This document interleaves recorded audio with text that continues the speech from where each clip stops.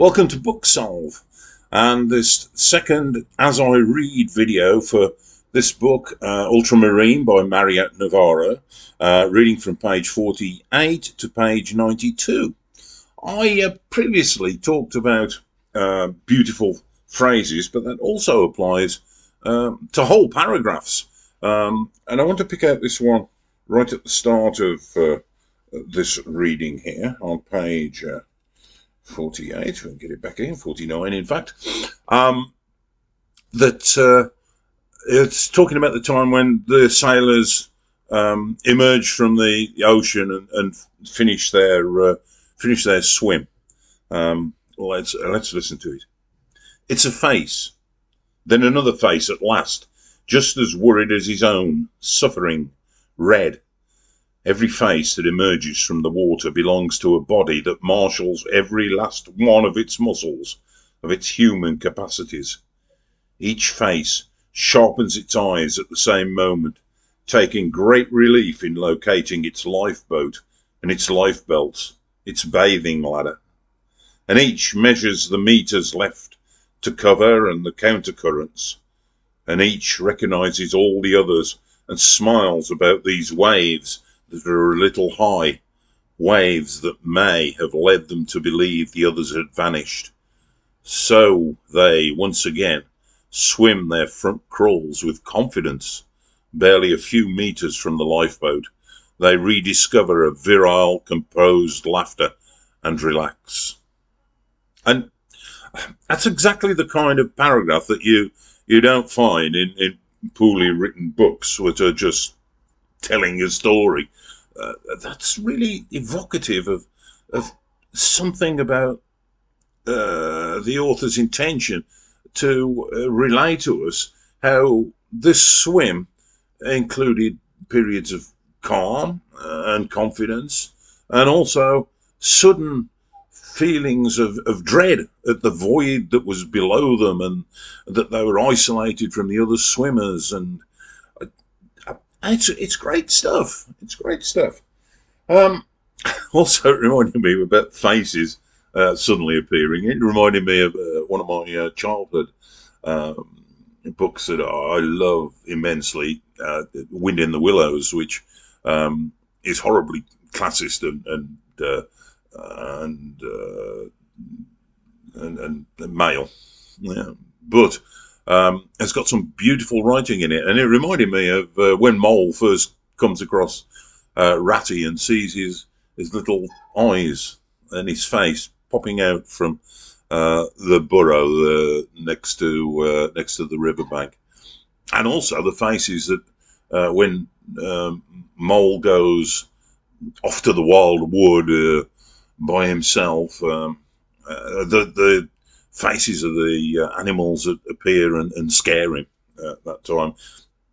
That's just an illusion that came to me in reading this. Bit of a spoiler here, as I said, there will be spoilers. When they count the number of people a number of the sailors that have returned from the swim, they find out there's one more than there should be. There's 20 went out to swim, and 21 have returned. This is a really a common horror trope, isn't it?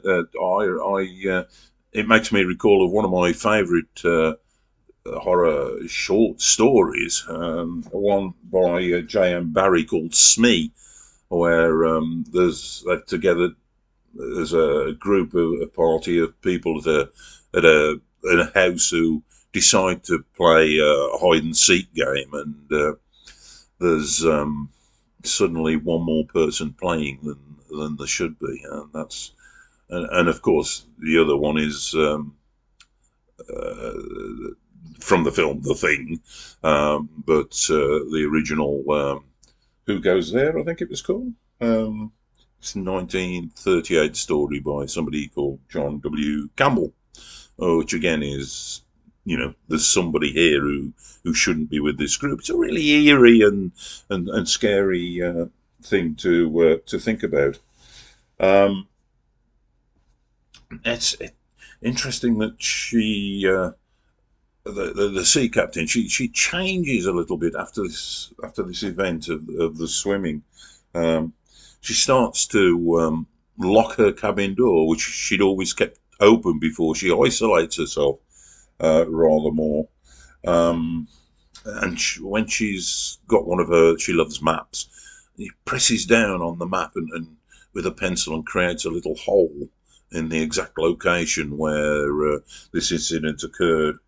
Um, and there's sometimes you come across little phrases that you don't quite understand that you need to think about. And there's one on page 67 where it talks about the intense intense coherence in their swim.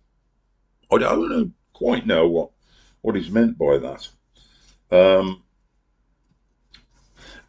the sea captain also has a look at her hands, um, and again, there's something that it seems then as though she goes into some kind of um,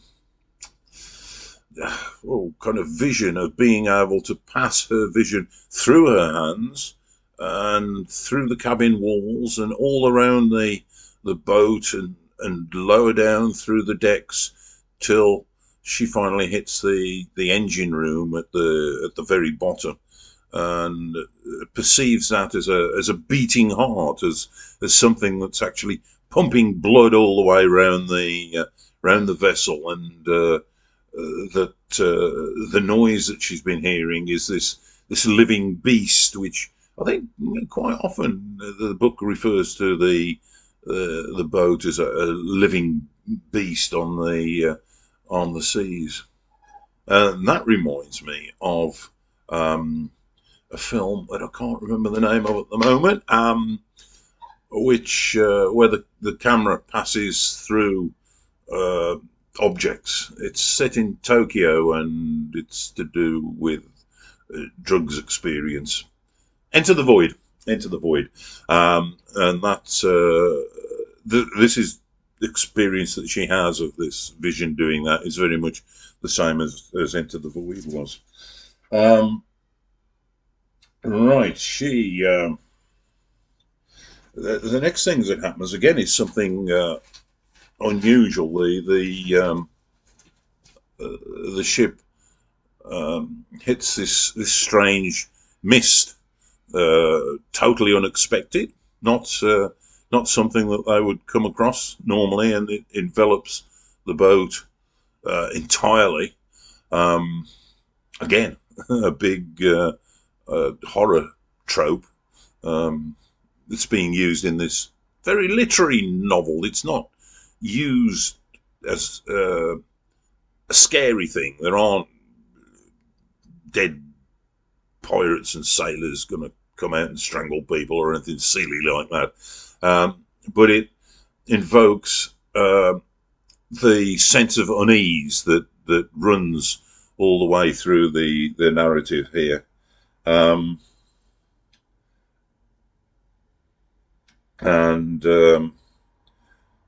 the boat also starts to lose power. It doesn't stop, but it loses power. And this unsettles the crew a lot. They've not come across this before. They start swapping strange sea stories about things that have happened. One seems to be about, if you remember, the sea captain, the protagonist in this story. Her father was also a sea captain, and one of the stories is about him returning to La Plata in Argentina, the port there, and the ship being expected, but doesn't appear. And just short of a week, it suddenly arrives at the port, and nobody on board feels anything has gone wrong. But there's obviously been some kind of time lapse. Um, Again, a fairly common trope with I don't know, alien abductions and things like that as stories, but again used in a literary way. Um, so they're starting to scour through the ship in order to try and find out what mechanically has gone wrong. It looks as though there's absolutely nothing wrong with the ship. There shouldn't be this effect happening, and they start to have a creeping sense of fear. Um, let's read the last little bit here, and then we'll finish. You know, earlier, says one man, articulating his words slowly so that his French colleagues will understand him. Earlier, during the swim, I thought she was going to leave on her own, that she was going to leave us here, like little fish in the wrong bowl. And now, he hesitates a little and pulls himself together, knowing that he runs the risk of everyone laughing at him. Now, I'm scared she's going to do something to us, that she's going to do something bad to us. And against all expectations, no one feels like laughing. No one even responds. And then we've got to, so the third part will take me through to the end of the book. I hope that you enjoy these little chats. Please, if you've read the book and you've had thoughts about it, comment below. Again, I think if you haven't read the book, you probably shouldn't watch these because it's all giving away the story and how things. This is about the experience of reading. How does it affect you? What do you think about when you're reading a particular book? Anyway, I shall leave it there. So goodbye from Booksolve, and happy reading to you all.